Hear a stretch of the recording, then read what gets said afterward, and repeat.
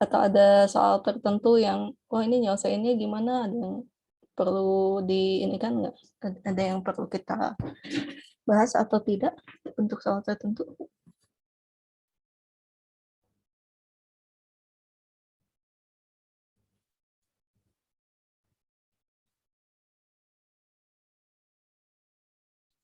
Boleh Ibu dibahas yang soal kuisnya, biar aku juga tahu yang salahnya yang mana.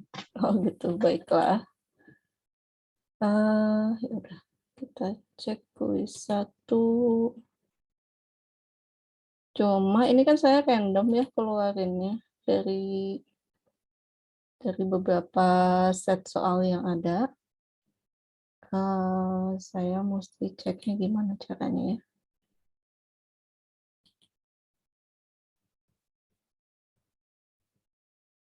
Oke, kita lihat.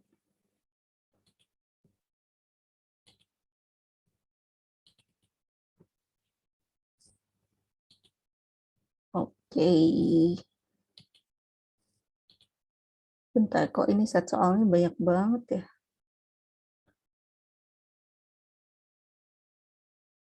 Ya, kita lihat lah.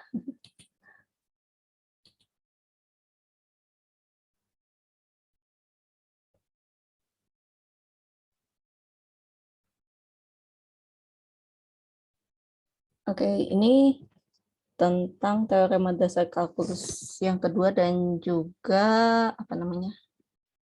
Bukan teorema dasar kalkulus yang kedua ya.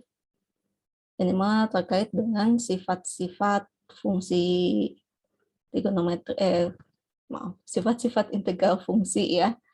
Ini sudah kita kerjakan gitu soal serupa waktu minggu kemarin kan ya.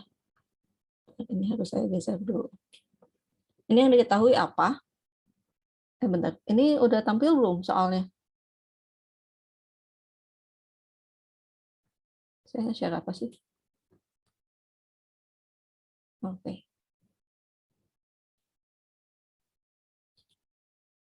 Udah tampil soalnya? Sudah Bu.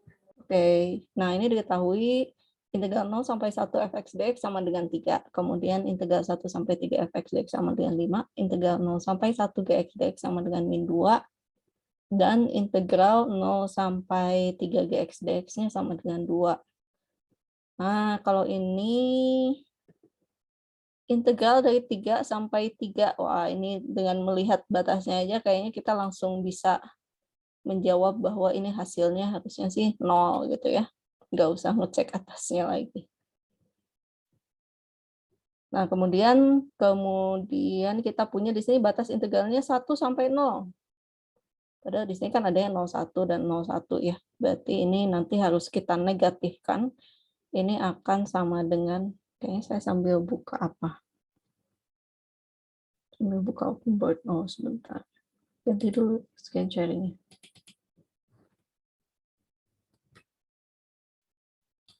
Bisa diperkecil nggak ya? Tidak bisa.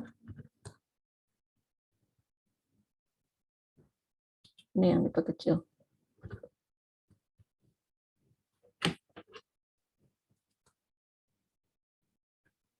Oh, tapi langsung tertutup. Gimana caranya ya?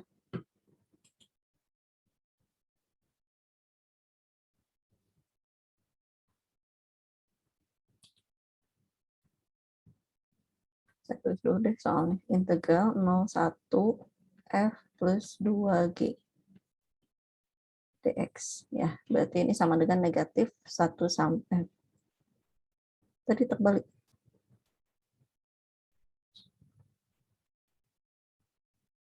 Tadi itu soalnya 1 sampai 0 ya. Jadi ini dibuat negatif 0 sampai 1 f plus 2g dx x dx. Tinggal x-nya ya. Jadi ini sama dengan negatif dari integral 01 f x dx ditambah 2 kali integral 01 gx dx. Jadi negatif berapa nih? 01 fx dx-nya kan 3. ditambah 2 kali integral 01 min 2. Hasilnya jadi min 1. Min 1. Jawabannya ada. Kita cek. Ada ya, min 1. Kemudian yang ini gimana? Integral 0 sampai 3 dari 4G min F. 4 kali G-nya berarti sama dengan 4 kali integral 0 sampai 3 Gx dx. Berarti 12 dikurangi. Ini tambah ini gitu ya. 3 tambah 5, 8. Bentar, ini saya salah soalnya enggak ya?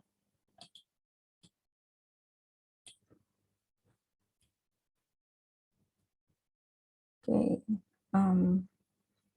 integral 03 4G min F dx dx. Berarti ini sama dengan 4 integral 03 Gx dx dikurangi integral 0 sampai 3 fx dx. Berarti 4 kali integral 0 sampai 3 dari G-nya 2 dikurangi integral 0 sampai 1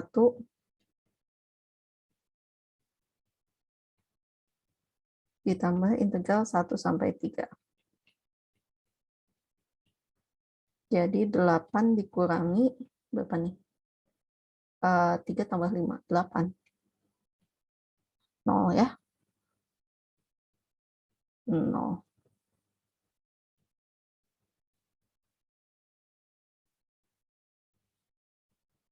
Gitu. Kita coba cek kunci jawabannya betul enggak. Oh, bentar. Ini kenapa salah?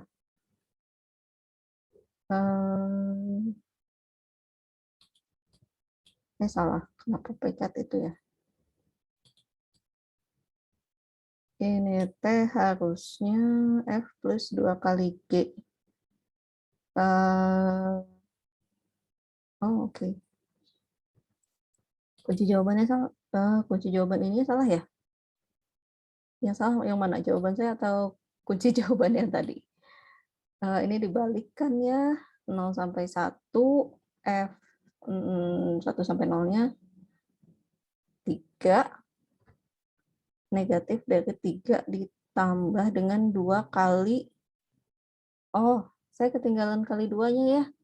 Jadi harusnya 2 kali min 2. 2 kali min 2 jadinya min 4 tambah 3 itu min 1. Maka ini positif 1. Kunci jawaban yang di sini yang salah. Ya, berarti ini harusnya memang positif 1. Ya. Oke, seperti itu. Kita lihat.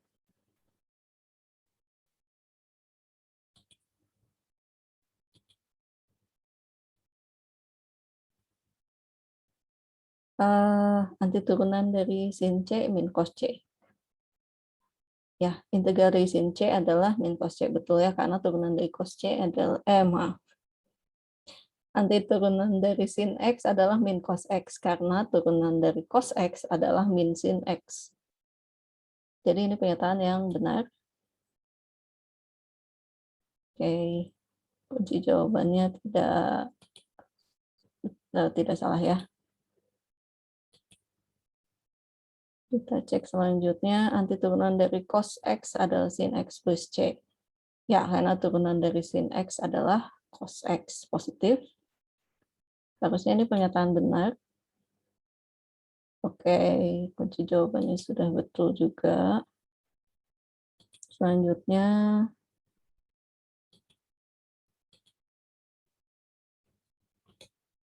anti turunan dari cos 4X.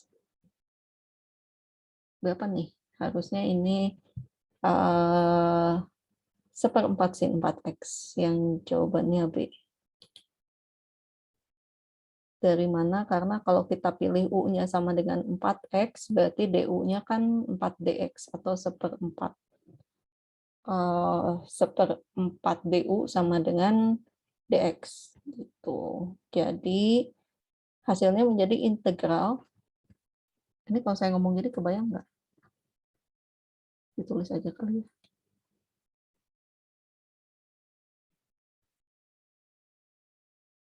Hitung apa tadi? Integral cos 4x.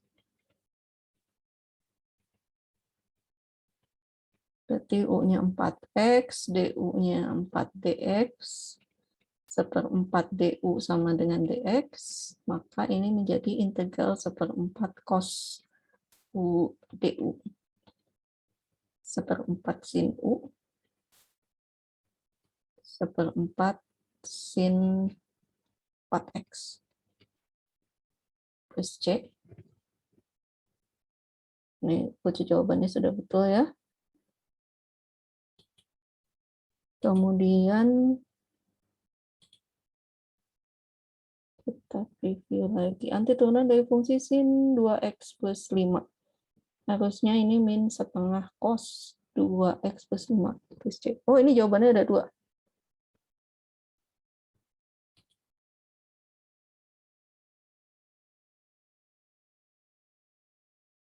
Ya, jadi bisa di flag enggak ya? Ini C dan D-nya sama ya. Oke, saya tandai. Saya tambahin tag-nya ya. Tag-nya anulir.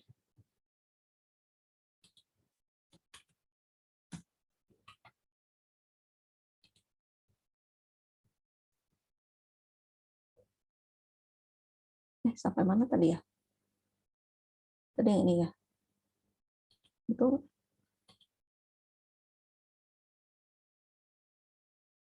kan. Sampai mana tadi kita?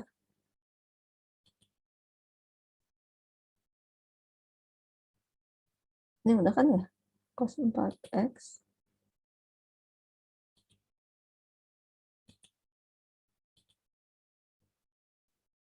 Oh, yang ini ya. Karena jawaban benarnya ada 2. Berikutnya,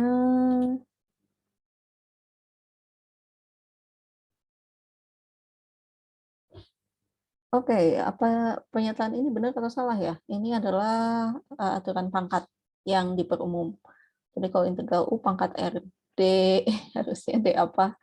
Harusnya DU ya, disesuaikan antara variabel yang akan kita integralkan dengan diferensialnya. Ini depannya U, kok belakangnya X. Harusnya kalau depannya U, belakangnya U juga. Kemudian hasilnya gimana? Hasilnya 1 dibagi R plus 1 dikalikan U pangkat R plus 1. Ini betul kalau ininya diferensialnya juga terhadap U, tapi tidak untuk setiap bilangan real kan ya? Soalnya kalau R-nya sama dengan min 1, jadinya tak terdefinisi. Ya, jadi ada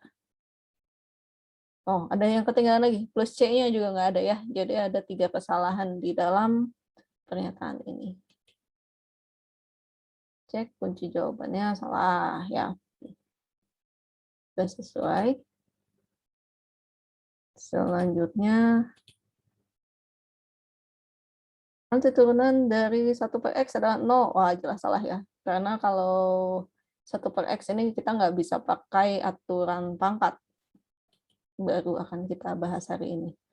Nanti turunan dari 1/x. Selanjutnya, nanti turunan dari fx sama dengan x pangkat 0,35 tidak dapat dicari pakai aturan pangkat. Soalnya pangkatnya nggak bulat. Wah, nggak boleh dong ya, karena aturan pangkat itu boleh untuk yang pangkatnya rasional bahkan real. Pernyataan salah. Kemudian apa lagi ini?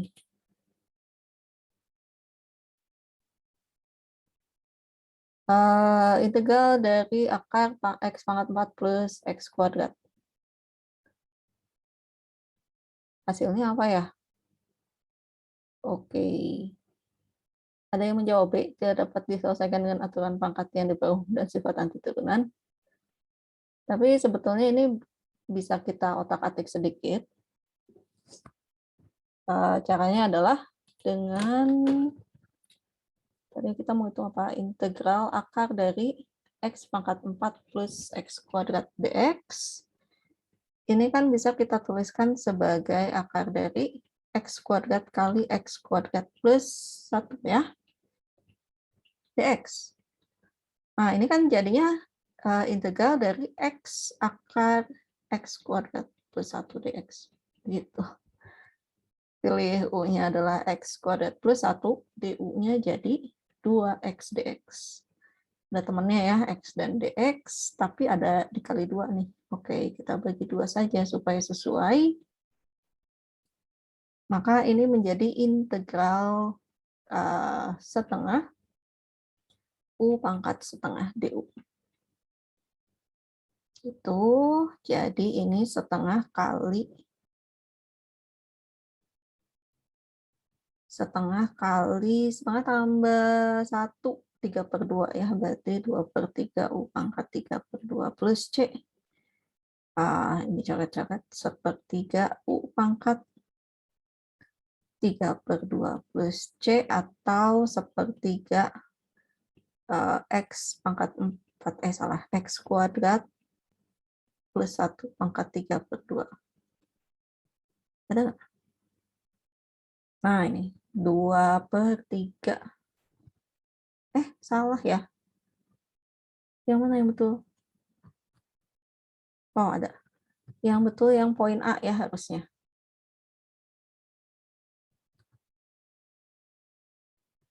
Oke, X kuadrat plus 1 pangkat 3/2 dibagi dengan 3 plus C.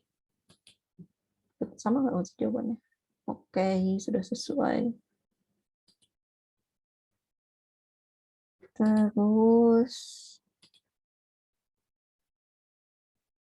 untuk mencari integral fungsi akar dari akar pangkat 4 dari X pangkat 3 dibagi dengan 4X kuadrat pada batas 1 sampai 2. Maka berikut perlu dilakukan. Apakah perlu menghitung U pada saat X sama dengan 1 dan X sama dengan 2? Perlu lakukan pemisalan enggak ya? Kayaknya sih enggak. Kenapa? Karena ini kan atasnya X pangkat 3/4, bawahnya X pangkat 2. Jadi ini tuh sama dengan X pangkat 3/4 kurangi 2. Gitu. 3/4 kurangi 2 berapa? Min 5/4 ya. Jadi fungsi ini bisa diubah menjadi yang ini. Dan oke, ada 1/4-nya ya. Jadi kita bisa pakai sifat perkalian pada skalar. Sifat perkalian dengan skalar pada integral tentu.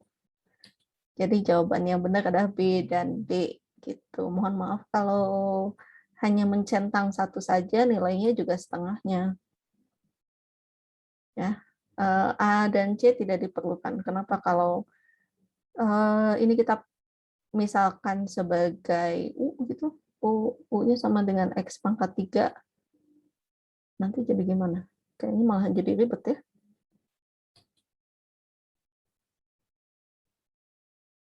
Oke, seperti itu.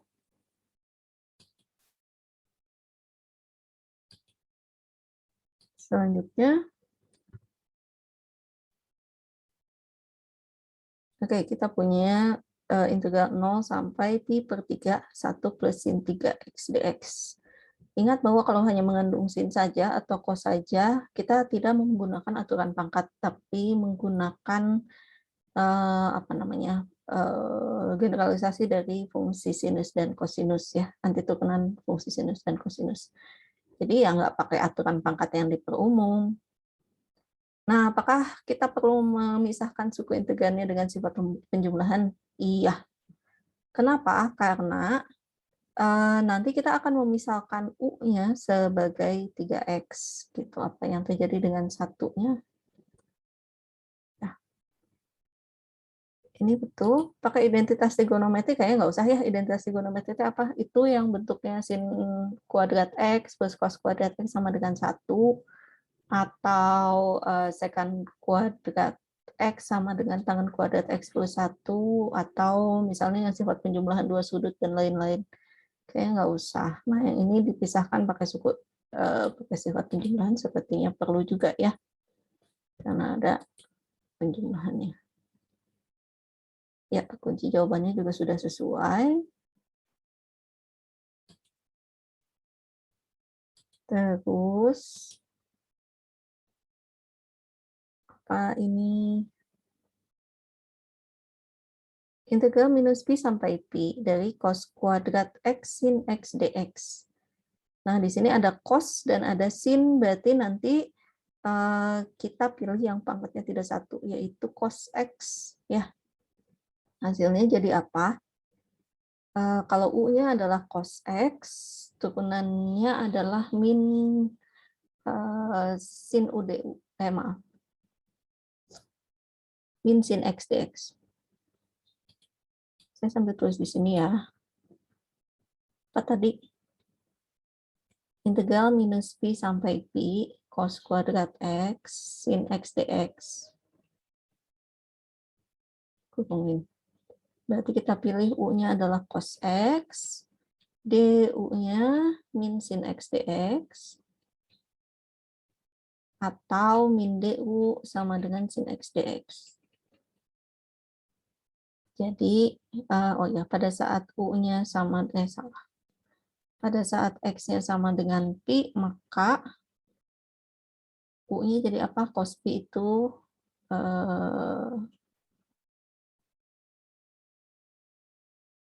min 1 ya. Dan pada saat cos-nya min pi, U-nya juga min 1. Oh, berarti itu kan min 1 sampai min 1. U kuadrat min U kuadrat du. 0 ya.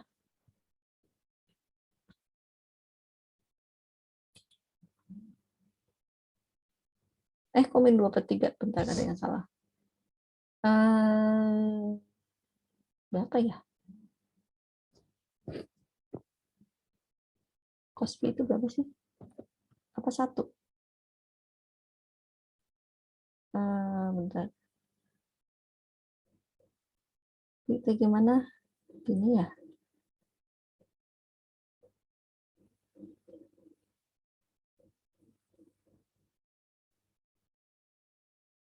Harusnya sama-sama min 1 sama min 1. Kayaknya ini harusnya 0 deh. Saya salah kunci jawaban lagi berarti. Sebentar, saya buka.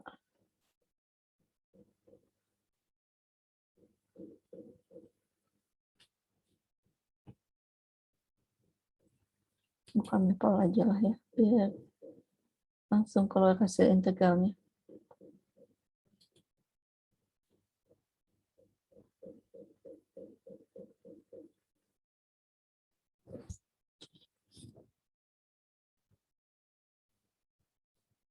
Maaf, agak lama nih loading. Udah pasti, bentar ya. Kita cek.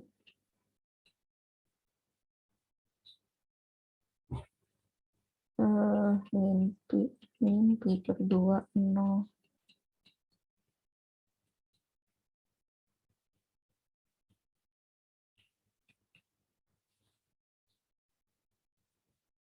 Mana ya mapelnya? Bentar buka.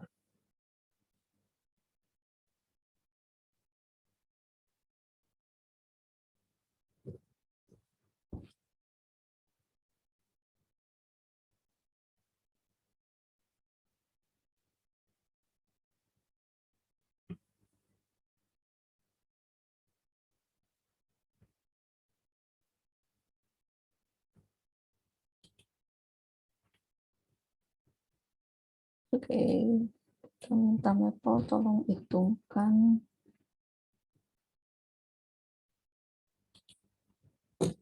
minus pi sampai pi dari cos kuadrat x, salah.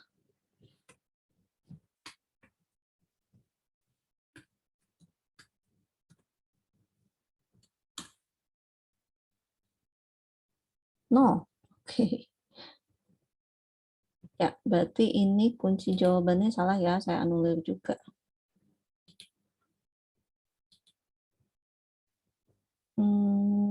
Manage text.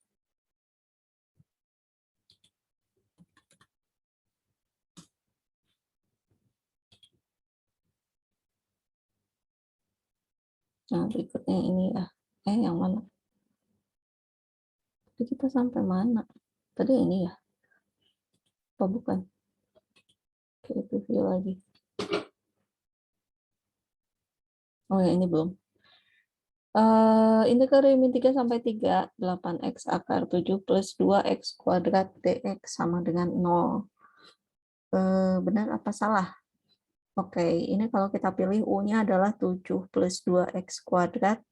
Kita masukkan batasnya pada saat min 3, batas U-nya menjadi 7 ditambah 18, 25. Dan pada saat batasnya 3, U-nya, batas U atasnya juga jadi 25. Jadi ini memang hasilnya 0 karena ini adalah pengintegralan pada selang dengan panjang 0 gitu ya. Batas atas sama bawahnya jadi sama saat kita ubahnya menjadi U. Ini pernyataan yang benar. Oke, sesuai. Mana lagi? Oh, ini enggak. Ini apa ya? Identitas. Kayaknya ini bukan.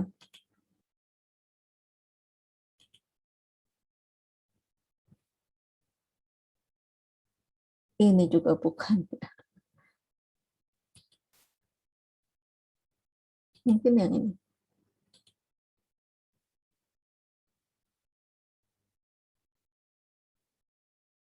Oke, jika kita punya ini adalah fungsi piecewise gitu ya. Jadi fungsi yang punya dua buah aturan.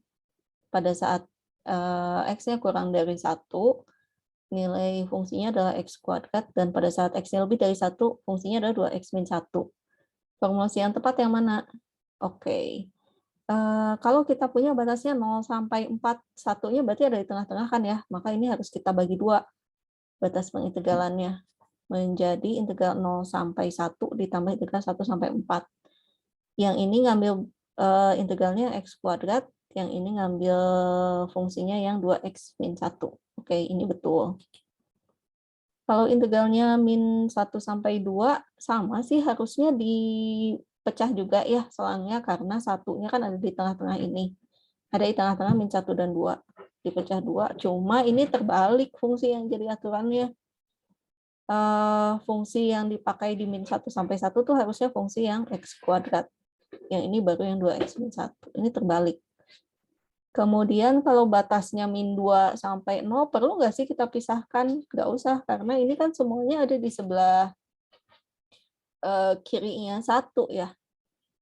Jadi semuanya ikut aturan yang x kuadrat. Jadi kita nggak perlu memecah ini. Nggak perlu memecah apa namanya selang pengintegralannya.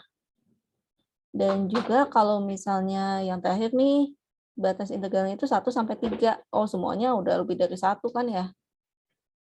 Titik batasnya masuk masih nggak apa-apa gitu. Nah, berarti ini tidak perlu kita bagi 2 selangnya, cukup lakukan pengintegralan dengan fungsi 2x min 1. Jadi yang benar ini A dan D. Oh, mungkin urutan jawabannya dapatnya beda-beda ya, tidak selalu seperti ini. Kita coba cek sesuai enggak. Oke, sudah cocok. Terus soalnya banyak ya. Ya ini kurang lebih mirip seperti tadi. Kalau x-nya kalau x-nya lebih besar daripada, oh bentar, saya salah ngetik ininya ya. Saya salah ngetik batasnya. Kalau nggak salah sih kalau nggak salah ngetik batasnya, harusnya jawabannya adalah ini dan itu. Cuma karena saya salah nulis soal, jadi mari kita anulir juga soal ini.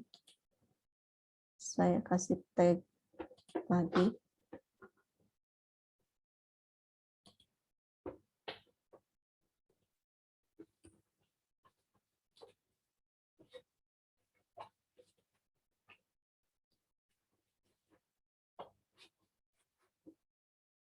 Terus halaman berikutnya. pengen inverse trigonometri kita skip, inverse trigonometri juga kita skip. Yang ini mungkin. Oke. Lagi ke sini. Misalkan f dan g keduanya adalah fungsi yang kontinu pada selang tutup A sampai B. Pernyataan yang benar yang mana? Nah, masih ingat ya fungsi ganjil atau fungsi genap? Kalau fungsi ganjil diintegralkan dengan batas min C sampai C gitu yang ada di dalam selang A sampai B. Jadi tempat dia masih bisa terintegralkan. Maka kalau gitu integral dari min C sampai C dari f plus gx dx ini kan bisa dipisah menjadi integral min C sampai C fx ditambah integral min C sampai C gx. F-nya kan ganjil, maka integral yang untuk f-nya ini jadi 0, sisanya integral min C sampai C dari gx.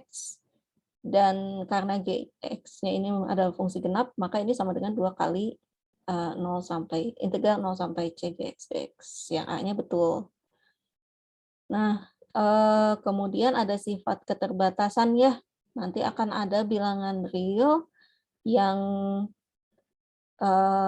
lebih kecil atau lebih besar yang membatasi gitu. Nah, sekarang kalau di sini kita punya bilangan real M besar yang lebih besar atau sama dengan GX untuk setiap X yang ada di dalam selang AB. Sehingga ya betul integral A sampai B GX dx ini akan kurang dari sama dengan M besar dikalikan B min A. Ya ini jadi pengintegralan ini akan kurang dari luas persegi panjang yang dibatasi oleh M besar dan panjangnya B min A. Ini betul.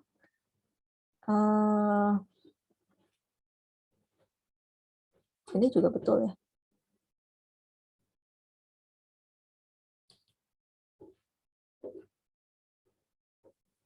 Nah, kalau ini salah dibalik ya. Karena M-nya kan lebih kecil sama dengan fx. Jadi harusnya sih M dikalikan B min A-nya lebih kecil sama dengan integral A sampai B fx dx. Ya gitu ABC yang betul. Oh ya, sudah sesuai yang ini kunci jawabannya. Berikutnya, teorema dasar kalkulus.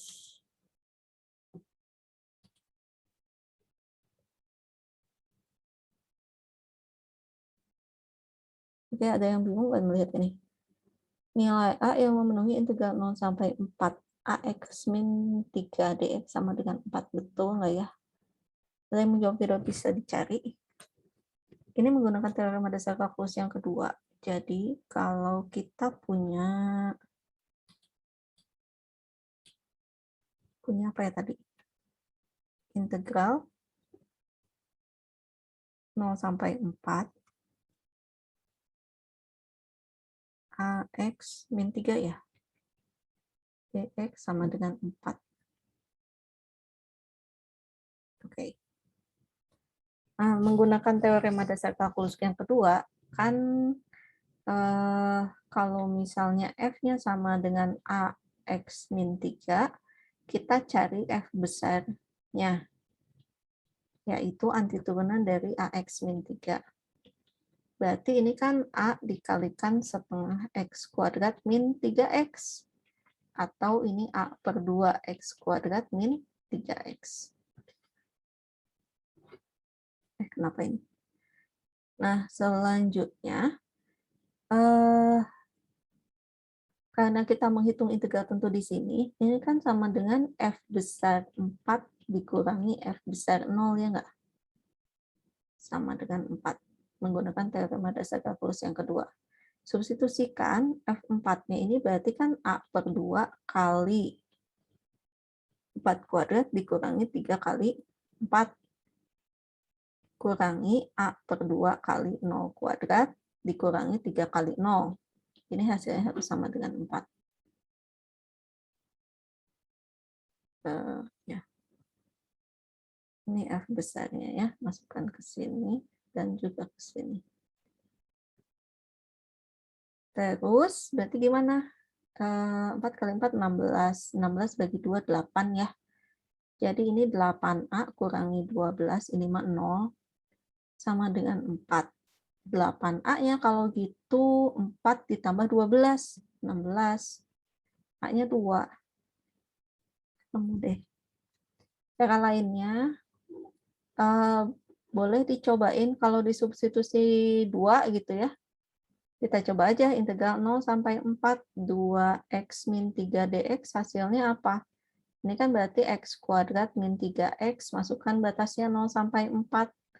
Ini 16 kurangi 12 sama dikurangi 0 gitu ya, sama dengan 4. Gitu. Atau dicoba-coba pakai min 2 dan juga 2 akar 41 gitu ya, dicobain. Jadi ini pernyataan yang benar adalah B. Oke, sudah sesuai. Kita lihat ya, ini apa ya? Biasanya yang serupa deh.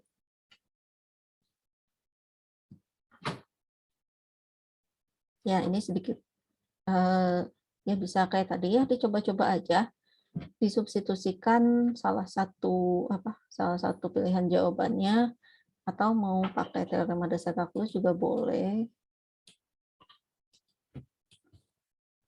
Tadi integralnya apa ya? Integral 0 sampai 3 x kuadrat plus a dx sama dengan 22.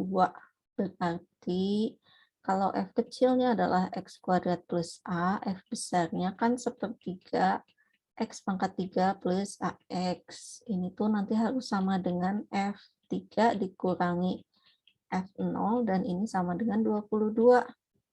F3-nya apa? Ini sepertiga kali 3 pangkat 3 dikurangi A kali 3 dikurangi sepertiga. Sepertiga kali 0 pangkat 3 ditambah A kali 0. Sama dengan 22. Jadi ini adalah 27 bagi 3. 9 kurangi 3A sama dengan 22. Itu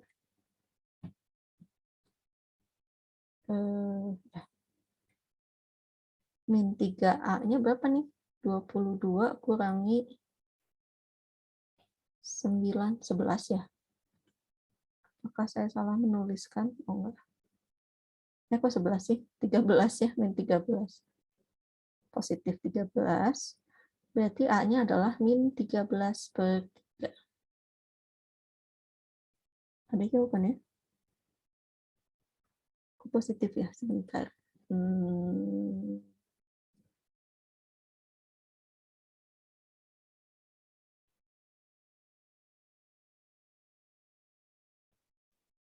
Ya.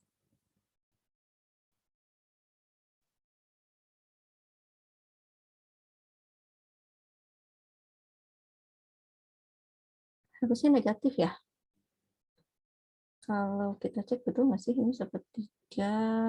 Oh, kenapa tandanya ini jadi negatif ya? Harusnya positif.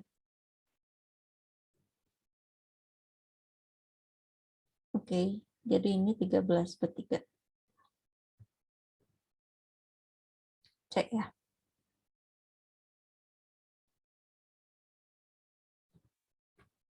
Oke, seperti itu. Kuncinya adalah menggunakan teorema dasar kalkulus yang kedua.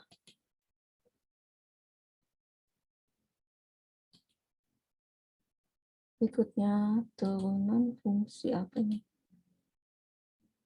Kayaknya bukan ya, inverse trigonometry. Oke.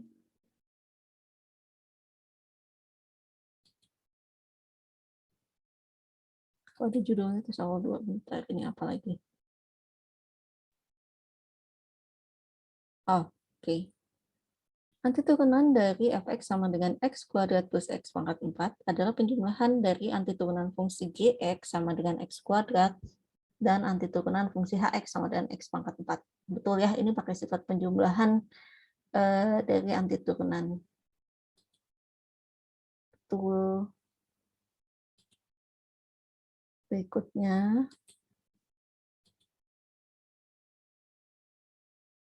antiturunan disebut juga sebagai integral tentu. Aduh, ini maaf ya kalimatnya sudah pabelit. Harusnya antiturunan itu integral tak tentu ya. Kalau integral tentu itu yang kita pakai waktu itu integral Riemann, bukan anti turunan. Salah.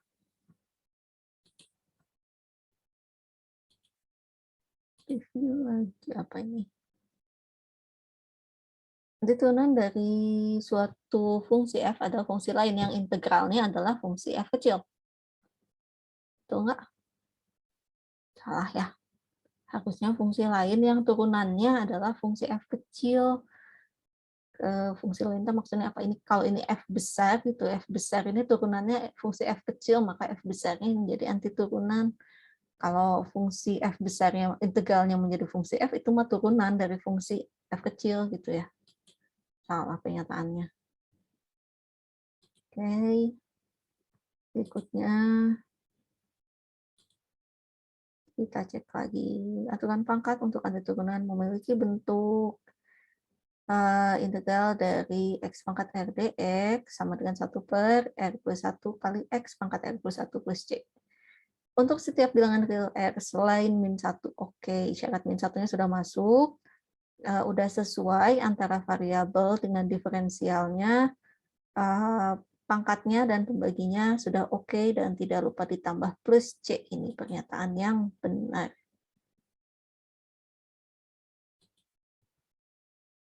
Lanjut.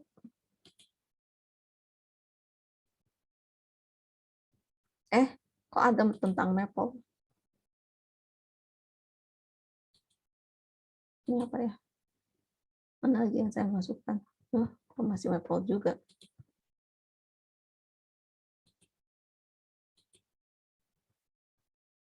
Maaf ya, Bang, soalnya segala ayat. Jika f besar aksen x sama dengan fx, berarti f kecilnya ini adalah turunan dari f besar. F besar dan f besar x plus 3 anti turunan dari f kecil, betul ya? Ada yang dapatnya itu soal ini? Saya lupa mana yang dimasukin, mana yang enggak ya. Jadinya banyak.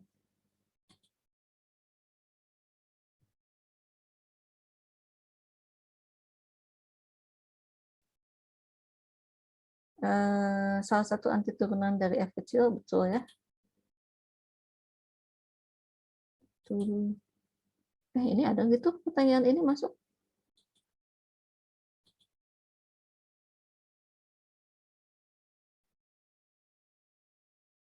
Ini tidak berlaku ya, nggak ada sifat perkalian pada integral tentu, integral tak tentu atau anti turunan. Kenapa? Soalnya kalau sifat perkalian pada turunan aja kan, jika kita punya u kali v diturunkan itu jadinya u aksen v ditambah dengan u v aksen. Nah, jadi harusnya sih untuk anti turunannya tidak akan seindah ini gitu ya aturannya. Itu adaan gitu di kuis, saya nggak ingat ada yang dapat. Terakhir.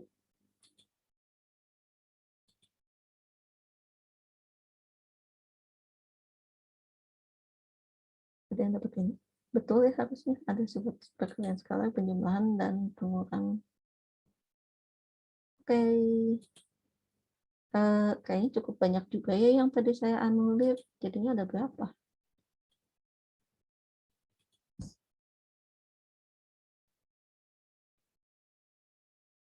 Nah, kalau mau muncul.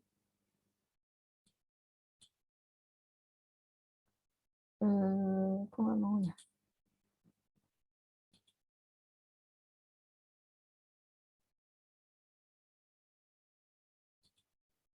Ntar yang dianulir yang mana? Ada di quiz 1 ada nggak? Dianulir.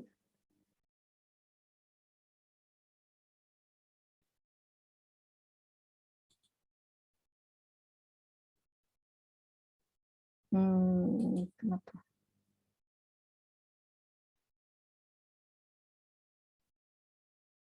Kenapa tagnya nggak mau muncul ya?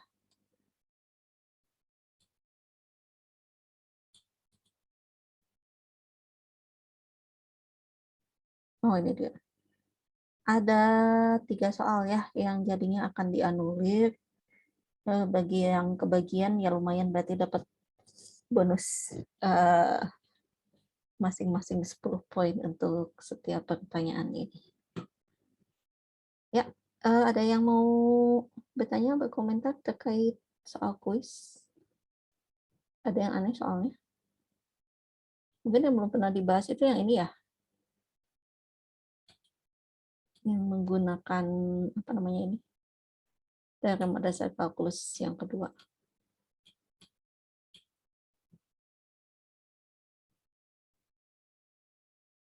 Oke, ada pertanyaan, komentar terkait kuis?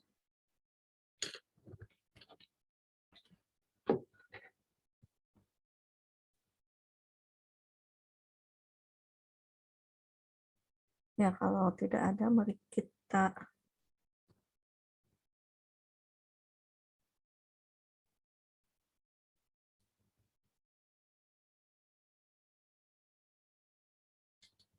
lanjutkan dulu ke mana?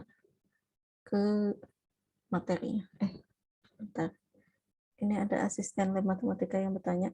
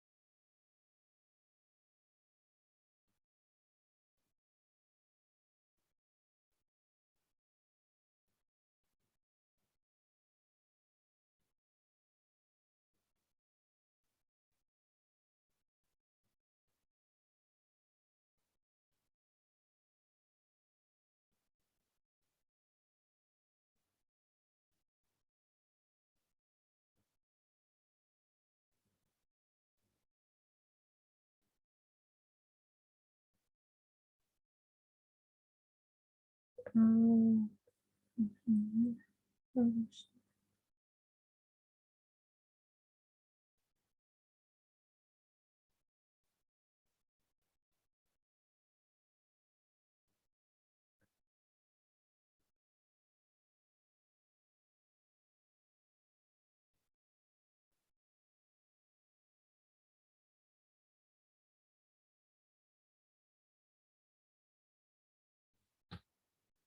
Baik.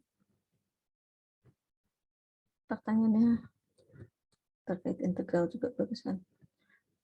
Ya, kita akan lanjutkan ke materi hari ini, yaitu tentang fungsi transenden, khususnya fungsi logaritma natural. Apa itu fungsi transenden? Fungsi transenden adalah suatu fungsi yang tidak dapat dituliskan sebagai sejumlah berhingga suku-suku polinom. Maksudnya gimana? Kok nggak muncul ininya ya?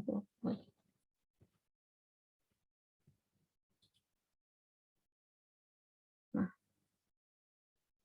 yang termasuk fungsi transenden itu ada banyak sih, tapi mungkin yang sudah familiar, yang cukup sering ditemui itu fungsi trigonometri dan juga inversnya, ya, yang arcus sinus, arcus cosinus, arcus tangen dan teman-temannya. Kemudian ada logaritma natural yang akan kita bahas hari ini. Ada fungsi eksponensial yang pangkat X gitu ya. Kemudian ini temannya trigonometri, ada trigonometri hiperbolik dan juga inversnya. Bedanya itu biasanya penulisannya kan ada sinus, kalau trigonometri hiperbolik itu ada sin H, cos H, dan seterusnya. Nah, ada fungsi lain, ada sih, cuma mungkin bukan fungsi yang cukup sering terlihat gitu ya di dalam kehidupan sehari-hari. Mungkin kalau ngambilnya kayak fisika itu suka banyak muncul fungsi yang rada-rada ajaib bentuknya. Nah, ya, jadi fungsi transenden itu adalah fungsi yang tidak dapat dituliskan dengan menggunakan sederetan hingga fungsi-fungsi polinom gitu. Jadi ada yang operasi aljabar yang bentuknya penjumlahan, perkalian, dan juga akar. Kok akar? Kayaknya maksudnya pangkat deh. Kenapa saya nulisnya akar ya? Pangkat.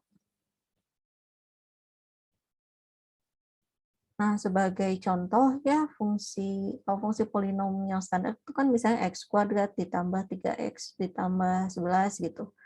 Nah, fungsi sinus, eksponen, logaritma natural, dan juga hiperbolik, trigonometri hiperbolik, dan inverse trigonometri hiperbolik, itu kalau dituliskan dalam bentuk polinom, jadinya sukunya tak hingga banyaknya.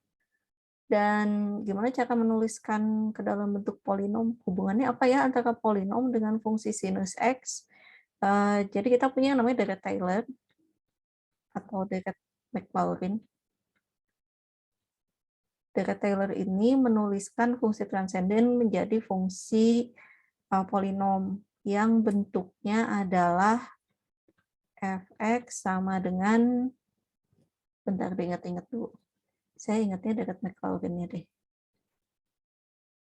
Kalau deret Maclaurin itu fx sama dengan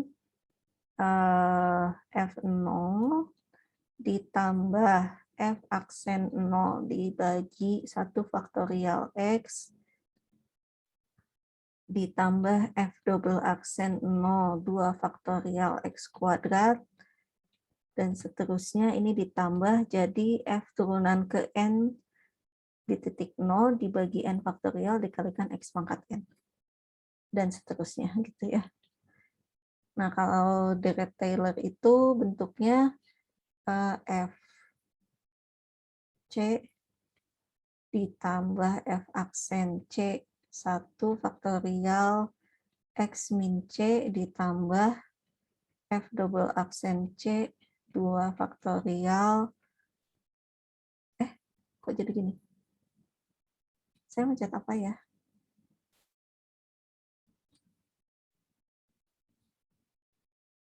Gimana caranya ngilangin subtitle? Di stop aja. 2 faktor, kepencet lagi, maafkan. Gimana topnya? Ini ya. 2 faktorial dikali x min c kuadrat, dan seterusnya ditambah f turunan ke n di titik c dibagi n faktorial x min c pangkat n, dan seterusnya. Gitu.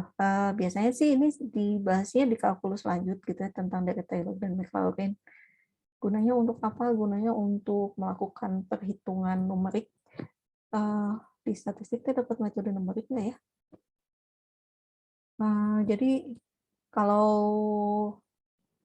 apa ya, pada dasarnya komputer itu kan kayak komputer kalkulator gitu ya, itu kan seperti Cipoa yang diotomatisasi. Tahu Cipoa nggak?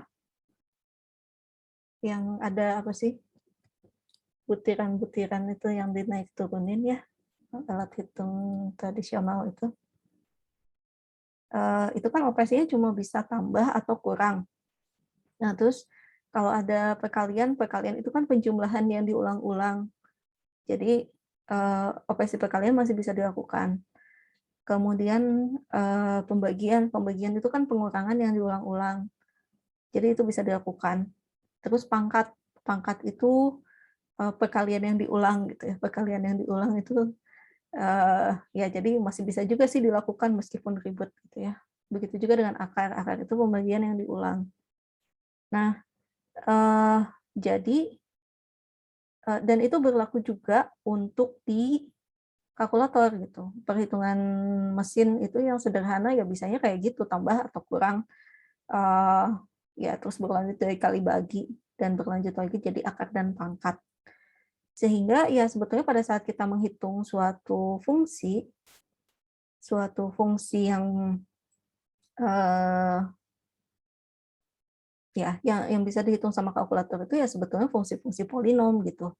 Cuma kan kalau sekarang di kalkulator saintifik kita bisa ngitung fungsi sinus, fungsi eksponen, dan lain-lain gitu, yang termasuknya ke dalam fungsi transenden itu karena diubah dulu dari yang tadinya bentuk fungsi transenden ke dalam deret Taylor atau deret Maclaurin.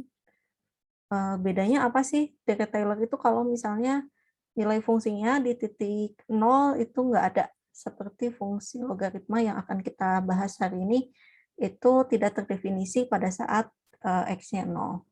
Gitu. Jadi mesti bikinnya pakai Deret Taylor. Nah, kalau diubah ke sini nanti jadinya ya bisa dihitung seperti polinom gitu ya. Cuma memang akan ada suku sisanya, ada galatnya dari perhitungan analitik. Seperti itu. Nah, ya.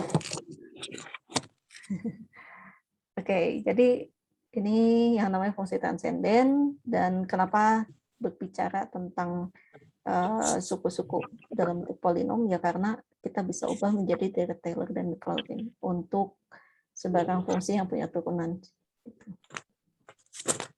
Nah, sekarang untuk fungsi transenden yang pertama, kita mau bahas tentang fungsi logaritma natural. Apa itu sebetulnya logaritma natural? Ya waktu SMA kan udah pernah ketemu ya, fungsi ln X. Nah, ini biasanya sih ketemunya mungkin lebih familiar fungsi logaritma log X gitu ya. Terus ini ada basis logaritmanya. Ini munculnya dari apa? Kalau kita punya A pangkat B sama dengan C, berarti A log C sama dengan B gitu ya. Hubungan antara bilangan berpangkat dan juga logaritma. Nah, kalau dulu sih di SMA kita berbicara tentang ln X itu maksudnya kan bilangan nilai logaritma yang basisnya adalah bilangan natural gitu, bilangan natural tapi bentuknya tidak natural ya. Kenapa E? Sebetulnya E-nya ini dari Euler. Bagi yang orang Sunda ini tidak dibaca Euler ya, tapi Euler. Tapi penemunya bukan Euler, tapi penemunya adalah Bernoulli. Tapi dia pengen nyebutnya ini bilangan, istilah lainnya adalah bilangan Euler.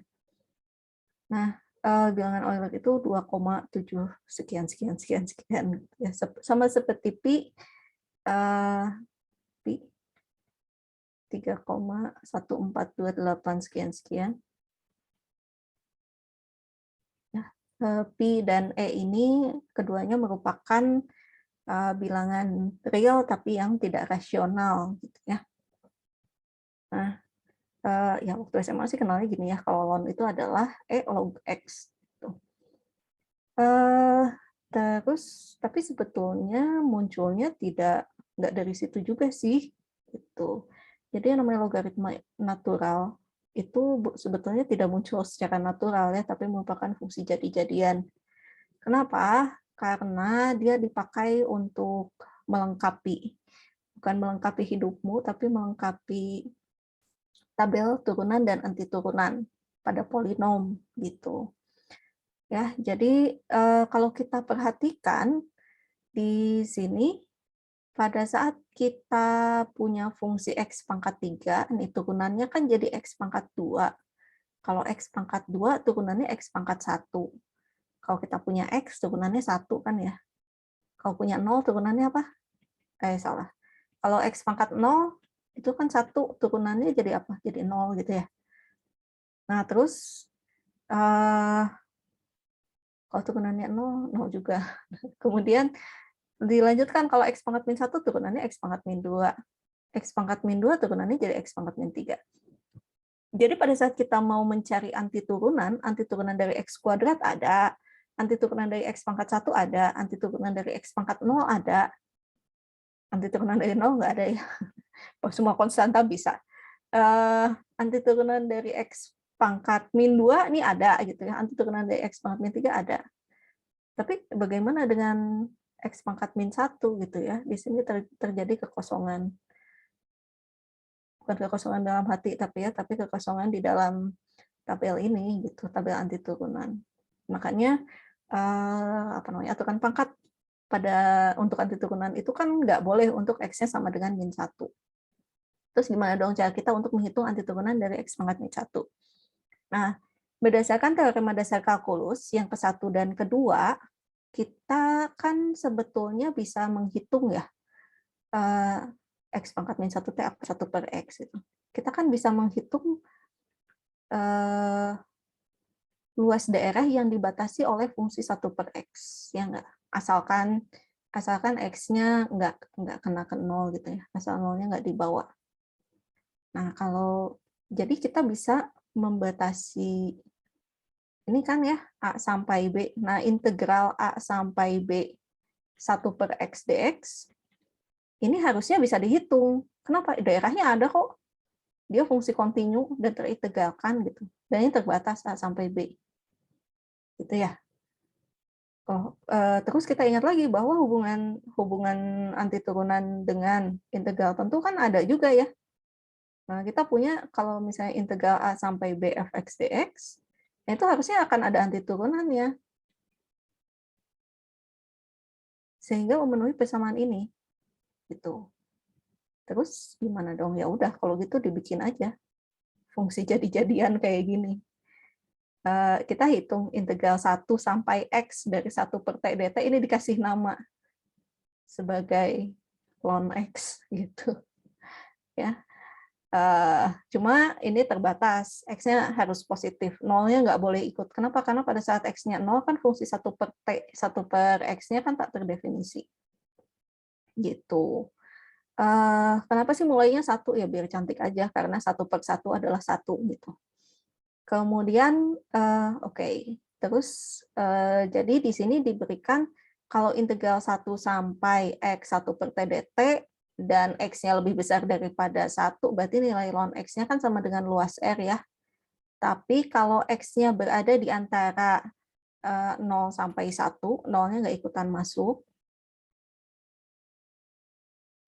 0-nya nggak ikutan masuk, maka ln X-nya menjadi negatif dari luas R. Kenapa? Karena kan jadinya integral 1 sampai X 1/T dt itu X-nya lebih kecil dibandingkan dengan 1, sehingga harus kita balik dulu batas pengintegralannya. Gitu. Nah, jadi kalau nilai X-nya di antara 0 sampai 1, nilai ln X-nya itu akan negatif. Tapi kalau X-nya lebih besar daripada 1, nilai ln X-nya akan positif, dan pada saat X-nya sama dengan 1, berarti kan batas pengintegralannya 0 ya. Kok salah. Maksudnya panjang selang pengintegralannya 0, karena batasnya 1 sampai 1. Maka ln X-nya sama dengan 0. Gitu. Nah, jadi kita akan punya grafik logaritma natural itu kayak gini. Antara 0 sampai 1 dia akan negatif, semakin dekat ke 0 semakin menuju negatif tak hingga.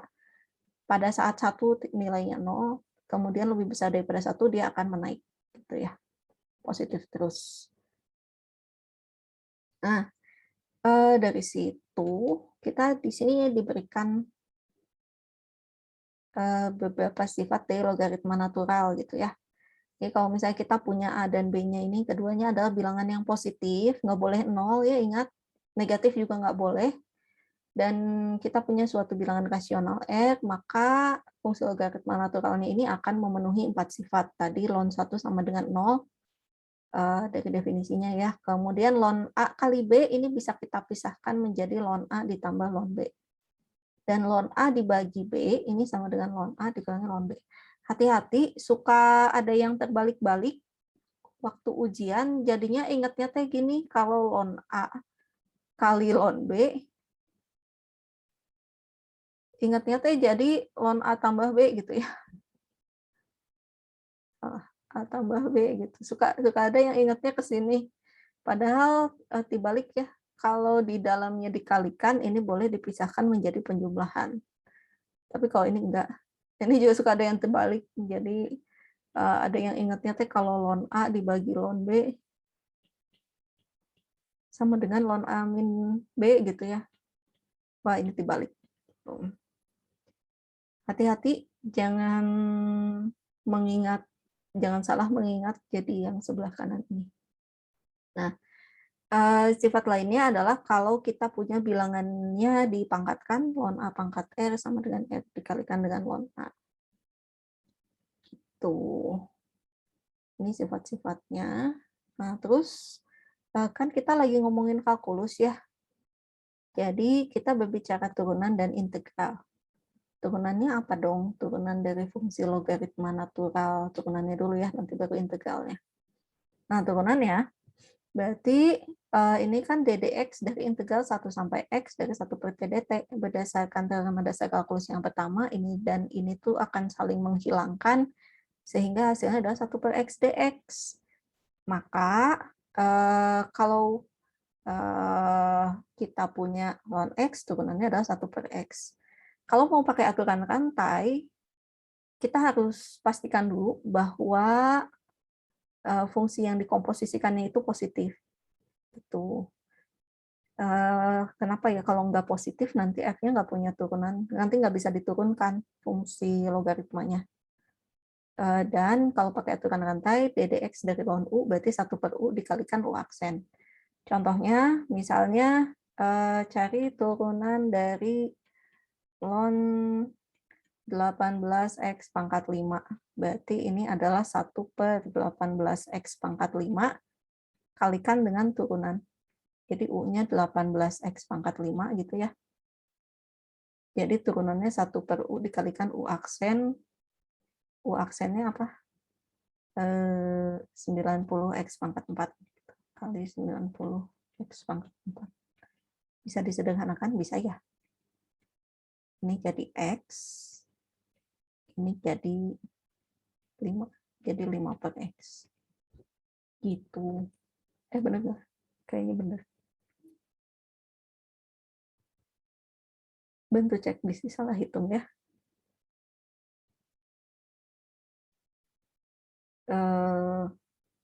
Ya, tapi tentunya ini berlaku kalau X-nya lebih besar sama X-nya untuk yang positif saja. Nggak boleh 0, nggak boleh negatif gitu. Terus, ya ada contoh lagi. Akan dicari turunan dari ln akar X. Ya, ln akar X teh apa? Ya, berarti di sini kalau kita misalkan U-nya adalah akar X atau X pangkat setengah, berarti U aksennya apa ya? U aksennya itu setengah dikalikan X pangkat min setengah. Karena setengah kurangi 1 adalah min setengah. Sehingga turunan dari ln akar X adalah 1 per U dikalikan U aksen, atau 1 per X pangkat setengah dikalikan setengah kali X pangkat min setengah. Berarti apa? 1 per X pangkat setengah, ini kan turun juga ke bawah ya. X pangkat setengah kali setengah. Setengah tambah setengah, 1. 1 per X kali 1 per 2, atau 1 per 2X. Gitu. Ya. Apakah ada cara yang lebih sederhana? Ya. Bentar. Ini perlu dipastikan enggak X-nya harus berapa? Harusnya di sini juga, oh ya, tentunya di sini syaratnya X-nya berarti harus positif. Kenapa? Kalau negatif nilai akarnya nggak ada, kalau 0 nilai ln-nya nggak ada gitu ya. Jadi di sini ada syaratnya bahwa X-nya harus positif. Kalau yang ini gimana?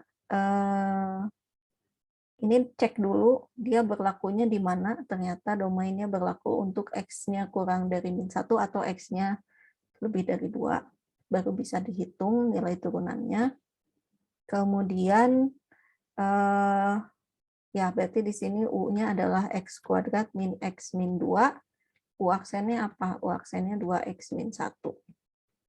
Tuh, jadi ini 1 per U dikalikan U aksen hasilnya seperti ini.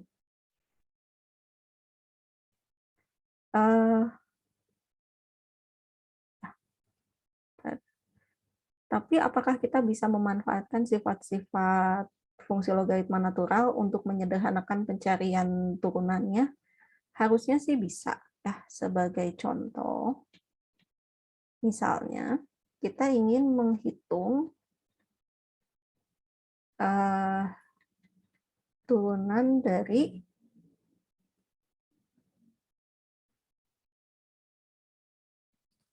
Misalnya fungsi X-nya adalah ln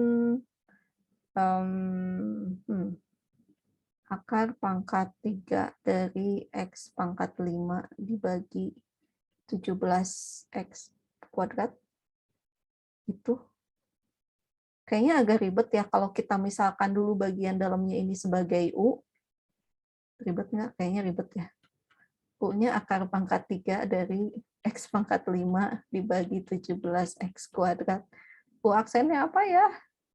U aksennya berarti kita harus misalkan dulu V-nya adalah X pangkat 5 dibagi 17X kuadrat. U aksennya berarti sepertiga V pangkat min 2/3 kali V aksen. V aksennya apa ya? V aksennya 5X pangkat 4 kali 17X kuadrat dikurangi X pangkat 5 kali 34X dibagi 17 kuadrat X pangkat 4. 17 kuadrat berapa ya? Saya nggak ingat. Sekian gitu ya, jadi riweuh. Menghitungnya nanti susah gitu kayak gini. Nah, jadi ya kalau berminat silahkan lanjutkan sendirilah ya. Jadi di sini mungkin enaknya kita otak-atik dulu nih menggunakan sifat logaritma natural. Caranya gimana? Caranya adalah ini kan sama dengan ln dari X pangkat 5 dibagi 17X kuadrat pangkat 1/3 ya. Nah, dari sifat logaritma natural ini boleh kita keluarkan pangkat dari bagian dalam ln ini sebagai pengali ke depan. Jadi ini sama dengan 1/3 ln X pangkat 5 dibagi 17X kuadrat. Udah cukup sederhana kayaknya belum ya, karena sebetulnya Horea menghitung ini teh ya. Terus pakai apa dong? Pakai sifat pengurangan. Ya, kalau ada pembagian di dalam logaritma, kita boleh pisahkan menjadi dua suku gitu untuk pengurangan. Jadi di sini kita punya ln X pangkat 5 dikurangi ln 17X kuadrat gitu. Nah, jauh lebih sederhana ya sekarang. Sih bisa disederhanakan, bisa. Ini pangkatnya pindahin lagi ke depan. 5 ln X dikurangi 2 ln 17X. Udahlah ya, ini mah tidak perlu kita pisahkan lagi, kayaknya udah cukup sederhana. Atau kalau mau dipisahkan lagi juga boleh, tapi kayak malahan tambah panjang. Kayaknya cukuplah ya ini aja. Nah, sehingga kalau kita mau cari turunan dari fx ini, turunannya apa? Berarti turunan dari 1/3 kali 5 ln X dikurangi 2 ln 17X. 1, 2. Udah ya, setiap kurung buka menemukan pasangannya? Ya. Hasilnya apa? 1/3 kali 5 kali turunan ln X, 1/X dikurangi 2 kali turunan ln 17X, 1/17X kali turunan 17X, itu 17. Lebih mudah ya, lebih sederhana ngitungnya daripada yang tadi gitu. Jadi hasilnya berapa ini? 5/3X dikurangi 2/X. Gitu. Ya. Memang kita beribet-ribet dulu di sininya, harus otak-atik dulu fungsinya. Cuma pada saat kita mencari turunannya, jadi lebih mudah ya, lebih sederhana. Tidak perlu melakukan pemisalan panjang lebar kayak yang di sini. Gitu. Ya. Oke. Mari kita kembali dulu ke tempat yang tadi. Nah, selain turunan ini, berikutnya kita ingin mencari tahu gitu ya. Berarti kalau misalnya kita punya turunan dari ln X adalah 1/X, apakah antiturunannya adalah apakah antiturunan dari 1/X adalah ln X? Nah, ternyata enggak juga. Itu ya. Kenapa enggak juga? Karena di sini kenapa enggak juga? Karena apa? Oke, karena 1/X itu terdefinisinya kan bukan hanya untuk X yang positif ya, tapi juga X yang negatif. Asalkan X-nya tidak 0, 1/X itu terdefinisi. Ya enggak? Karena kita bisa menghitung 1 dibagi 1/100 misalnya, itu kan sama dengan 100. Ada nilai 1/X-nya. Salah, maksudnya apa? Kalau itu masih positif ya? Gimana sih? Bentar, saya berpikir dulu. 1/X kayak gimana? Oh, kayak gini ya grafiknya. Nah, jadi 1/X ini terdefinisi untuk setiap X bilangan real yang tidak 0. Gitu. Jadi pada saat X-nya negatif juga kan dia masih bisa ada nilainya ya. Misalnya 1/-5 gitu. Ini kan sama dengan -1/5. Ya, dia terdefinisi. Berarti kalau kita mau mencari antiturunan dari 1/X, kita harus pastikan bahwa antiturunannya nggak cuma untuk sepotong yang di sebelah kanannya aja, tapi juga sepotong yang di sebelah kiri untuk X yang negatifnya ini. Nah, sehingga di sini dicoba mencari turunan dari ln mutlak X. Itu X-nya tuh dibuat mutlak supaya pada saat X-nya negatif juga masih ada nilai logaritma naturalnya. Terus hitungnya gimana? Oh, kalau 0 tetap nggak boleh ya, kecuali 0. 0 tetap nggak boleh, karena 1/X-nya juga tak terdefinisi di 0. Nah, cara mencari turunannya gimana? Dibagi 2 kasus. Pertama, kalau X-nya positif. Kalau X-nya positif itu kan nilai mutlak X-nya sama dengan X. Berarti turunan dari ln mutlak X ini sama aja dengan turunan dari ln X, yaitu 1/X. Kalau X-nya negatif gimana? Kalau X-nya negatif, berarti mutlak X-nya sama dengan min X. Berarti di sini kita punya turunan dari ln min X, ini kan kita misalkan U-nya sama dengan min X, berarti U aksennya sama dengan min 1 dong. Benar nggak? Benar ya?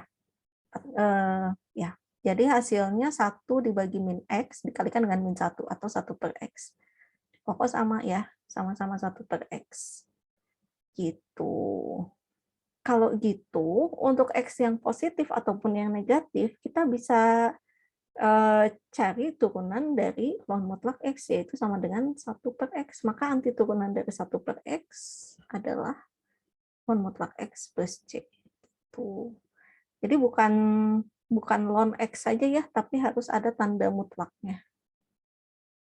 Ini yang perlu diperhatikan. Atau dalam bentuk yang lebih umum, integral dari 1/UdU sama dengan ln mutlak U plus C, asalkan U-nya tidak sama dengan 0. Nah, jadi sekarang kita bisa ngitung integral dari tangen X dx.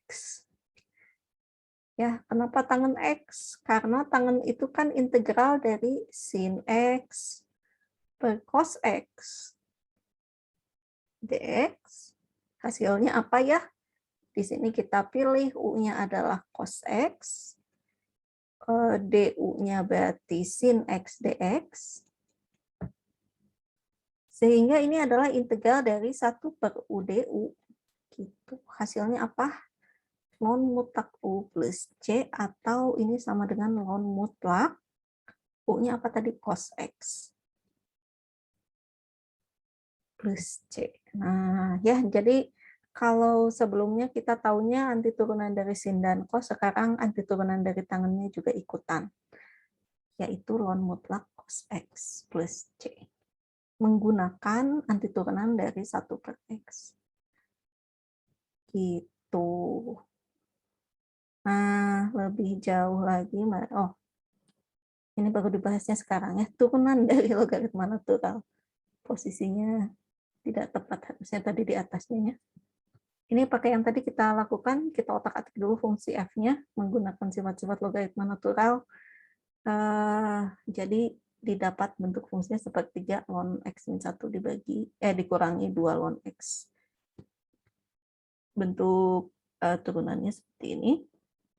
Kita bisa gabungkan jadi 2 min X dibagi 3X kuadrat min 3X. Tapi boleh aja sih kalau misalnya nggak mau ngotak-ngatik fungsi F-nya dulu, mendingan langsung aja semuanya dianggap sebagai U, ya bebas itu mah ya.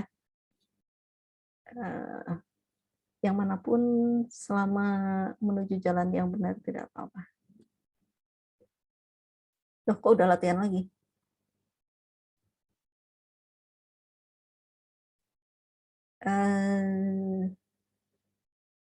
Oke.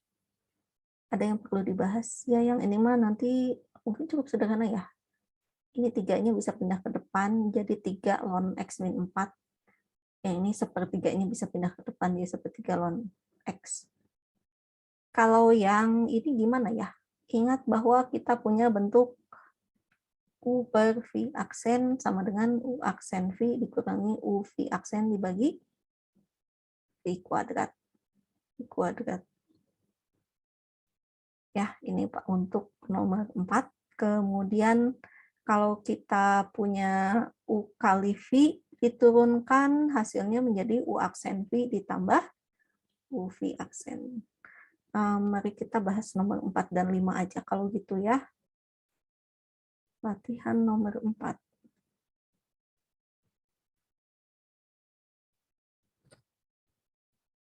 Ini jam berapa ya?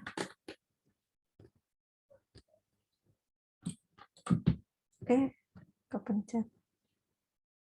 Latihan nomor 4. Turunan dari apa ya? Ln X dibagi X pangkat 4. Nah, berarti ini kita misalkan U-nya adalah ln X. Ngomong-ngomong ini huruf L ya guys, bukan I. Jadi bacanya ln X bukan IN.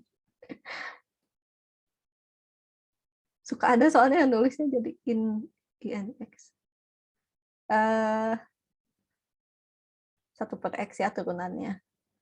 V-nya berarti X pangkat 4, turunannya 4X pangkat 3. Jadi ini hasilnya apa? U aksen V dikurangi UV aksen dibagi V kuadrat.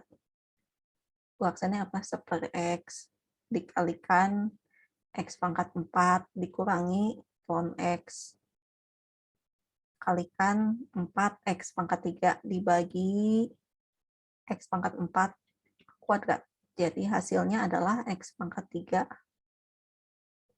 dikurangi 4X pangkat 3 ln X dibagi dengan X pangkat 8.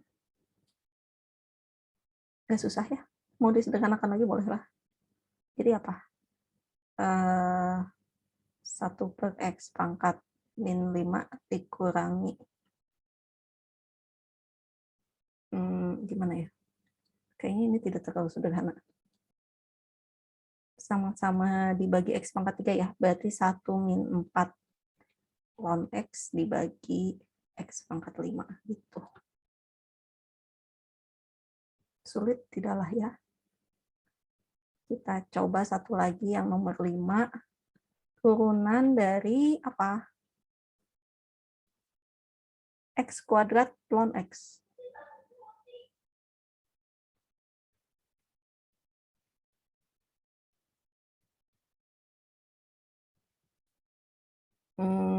Kayak tadi kita misalkan dulu. U-nya adalah X kuadrat, V-nya adalah ln X. Turunannya apa? U aksennya berarti 2X, V aksennya 1/X. Sehingga turunan dari ini adalah U aksen V ditambah U V aksen. U aksennya adalah 2X kali ln X ditambah dengan X kuadrat kali 1/X. Yaitu 2X ln X ditambah dengan X. Gitu. Oh iya. BTW, BTW apa? Yang ini hati-hati ya, ini nggak boleh dikaliin menjadi ln dari 4x pangkat 4 ya guys. Nggak boleh, karena 4x pangkat 3-nya ini sebagai pengali dari ln-nya, bukan pengali dari x-nya. Komode dicoret-coret ya, menjadi pembagian nggak boleh. Gitu.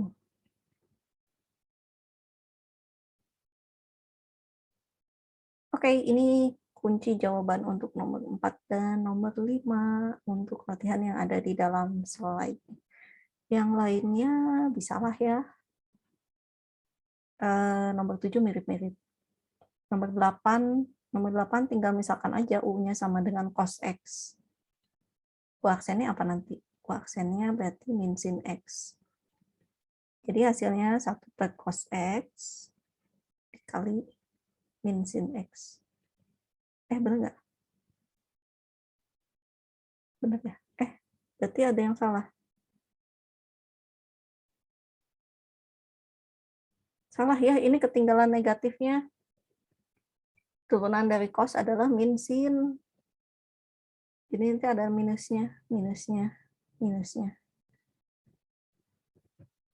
Gitu. Kembali lagi ke sini. Ya, jadi ini sama dengan minus tangen X.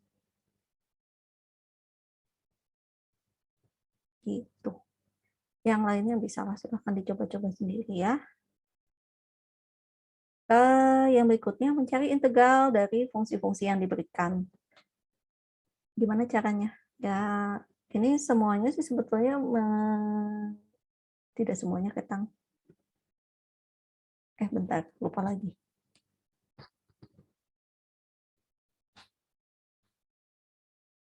Ya, tidak semuanya. Jadi kebanyakan sih ini tuh nanti ngejarnya ke bentuk integral dari 1 per UDU. Gitu ya. Ini silahkan pilih untuk nomor 9, U-nya adalah 2X plus 1, nanti kan DU-nya sama dengan DX. Ini silahkan tulis U-nya sama dengan 2X kuadrat plus 9X, nanti kan, 3X kuadrat plus 9X, nanti DU-nya adalah 6X plus 9DX. Ya, ini kita pilih U-nya adalah 1 min 2X, DU-nya min 2DX ya.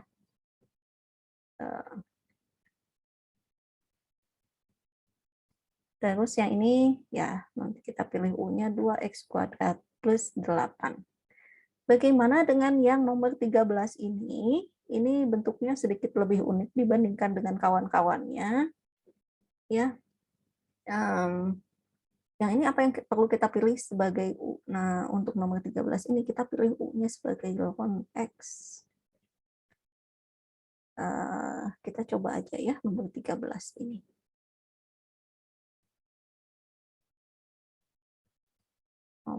Masih merah.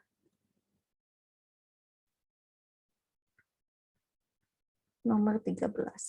Integral dari 1 dibagi X kali ln X kuadrat dx. Nah, salah. Di sini kita misalkan dulu U-nya sebagai ln X. Berarti DU-nya turunan dari ln X kan 1 per X dx. Ini sama dengan integral 1 per X dikalikan ln X kuadrat dx. Gitu ya. Nah, ini udah ada temannya DU-nya nih. Ini DU-nya. Gitu. Jadi ini adalah integral. Kayaknya tadi ada negatifnya nggak? Betul, ada negatifnya.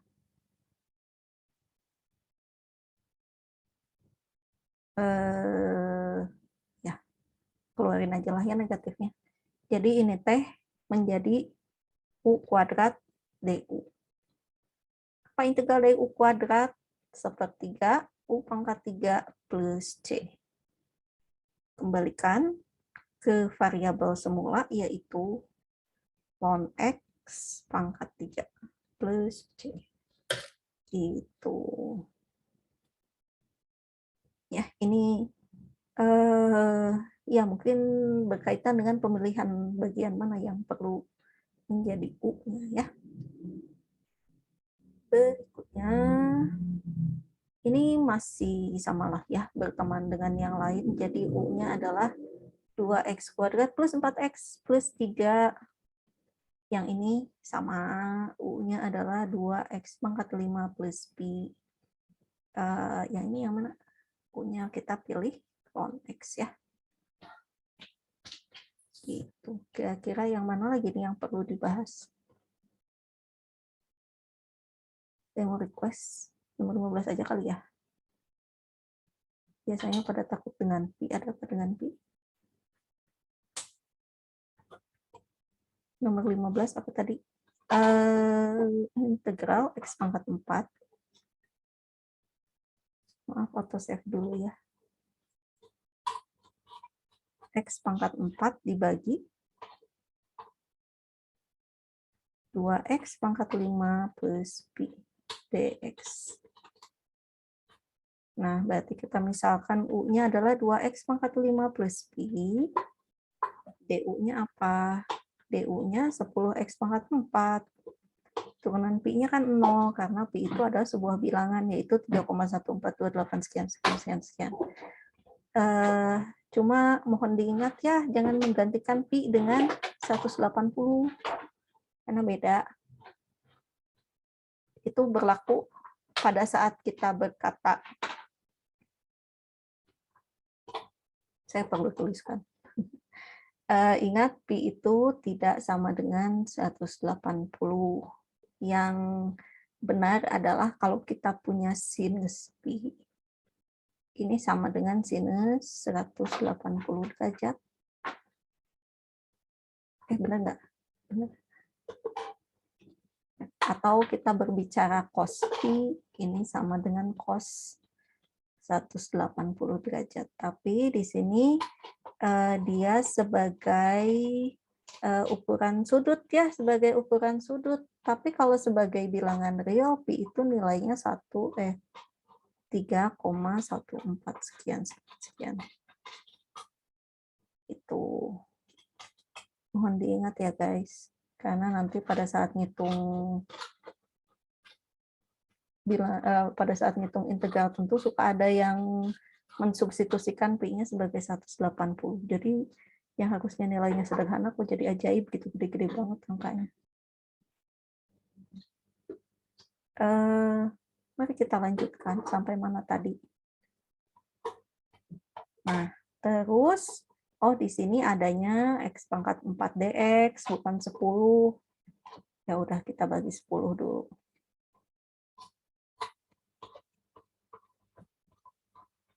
Jadi ini integral dari 1 per U, 1/10 DU.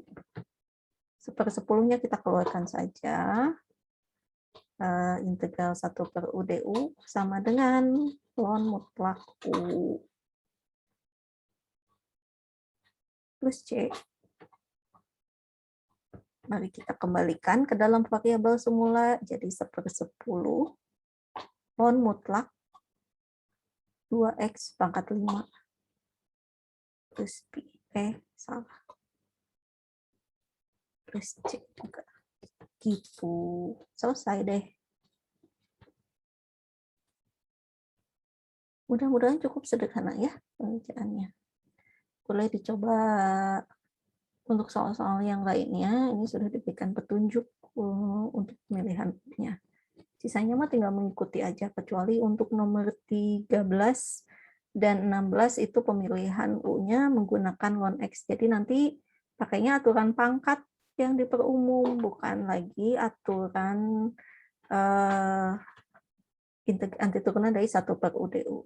Ya. Oke, sampai sini ada pertanyaan?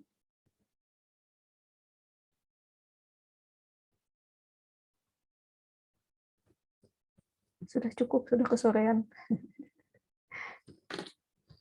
Jam berapa ini? Udah mau jam 5. Kasihan bisa yang belum sholat asar. Kita Kita langsung ke ini aja ya. Kemana? Ke contoh pengerjaan tugas.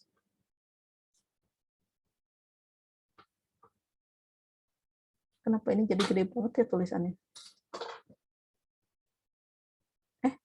Tapi apa? Oh ini ya.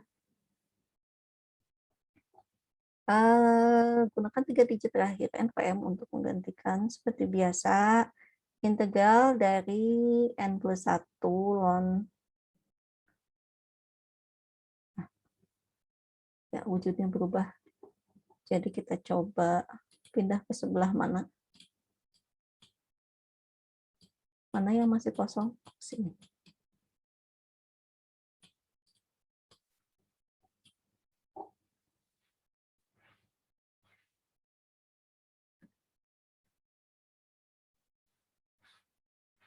Oke, contoh tugas.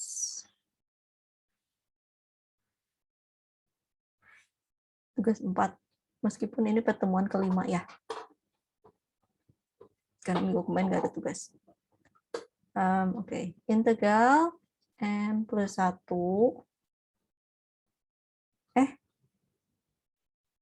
Bentar. Ada yang salah dengan ini. Kita nggak bisa ngitung ini ya. Bisanya. Kenapa saya masih soalnya begini ya?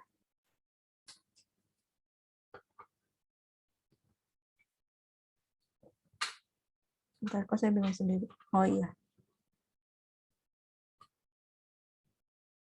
N plus 1 ln dari P plus 1 X dibagi M plus 1 X gitu ya. Tuh.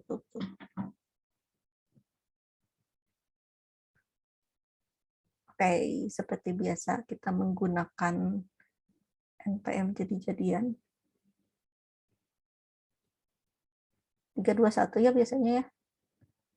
Jadi ini integral dari 4 ln 3x dibagi 2x dx. Wah, 4 bagi 2, 2. Jadi ini sama dengan 2 integral ln 3x per x dx. Terus gimana kita misalkan kalau U-nya sama dengan ln 3x, du-nya apa ya? du-nya di sini kalau misalnya V-nya sama dengan 3x, V-aksennya apa? V-aksennya 3. Jadi ini T 1 per V-aksen dx. Atau 1 per 3x kali 3 dx. Nah, jadi gimana? du-nya sama dengan 1 per x dx. Ada ya? Nah, ada dong. Nih, 1 per x dx. Jadi, ini sama dengan 2 integral UDU. Ih, enak banget. 2 kali setengah U kuadrat plus C. Jadi ini U kuadrat plus C. U-nya apa ya? Kembalikan ke semula. Ln 3x kuadrat plus C. Selesai deh. Tidak sulit ya.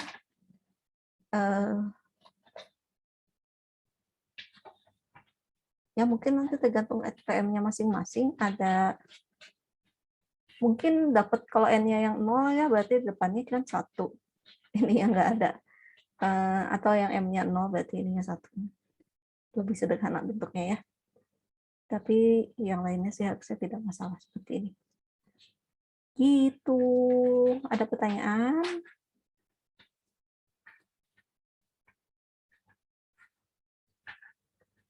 Komentar? Koreksi? Bisa saya salah hitung?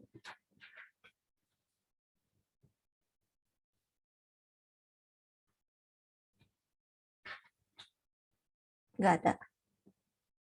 Sepi-sepi aja. Ya udah. Silahkan dicoba kalau gitu ya. Soal ininya. Soal apanya? soal tugasnya. Bagi yang masih mau berjuang sampai, kita harusnya sampai 17.20 ya.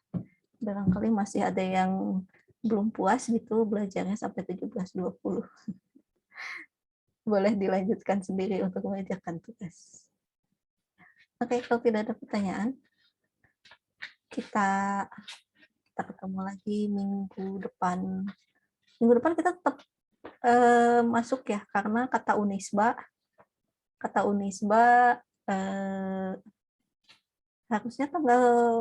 harusnya Selasa depan teh kan tanggal merah ya, tapi liburnya digeser ke hari Rabu. Gitu.